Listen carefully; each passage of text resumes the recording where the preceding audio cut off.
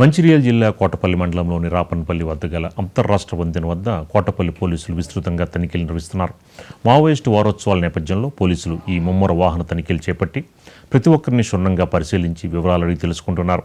నాటు పడవల ద్వారా ప్రయాణాలు సాగించే వారిపై ప్రత్యేక దృష్టి సారించిన పోలీసులు వారి కదలికల్ని నిశితంగా పసిగడుతున్నారు.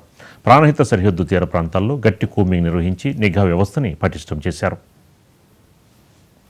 వారోత్సవాలు ప్రకటించిన నేపథ్యంలో గౌరవ రామగుండం సిపి గారి ఆదేశానుసారం మరియు మంచిర్యాల డీసీపీ గారు, జైపూర్ ఏసీపీ గారి ఆదేశానుసారం ఈరోజు కోటపల్లి మండలం అర్జునగుట్ట చెక్పోస్ట్ ప్రాంతంలో వాహన తనిఖీలు చేపట్టడం జరిగింది.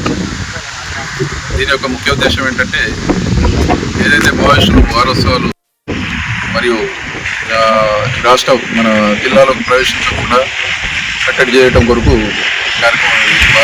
వెహికల్ చెకింగ్ అనేది చేపట్టడం జరిగింది. ప్రశాంత జీవితం గడపాలని, అలా ఎవరైనా స్వచ్ఛందంగా వచ్చి సరెండర్ అయిన వాళ్ళ పేరు మీద ఏదైతే రివార్డు ఉందో, అదేవిధంగా ప్రభుత్వం ఏదైతే వారికి పథకాలు ఆఫర్ చేస్తుందో అవి కూడా వారికే ఇవ్వడం జరుగుతుంది. కాబట్టి మేము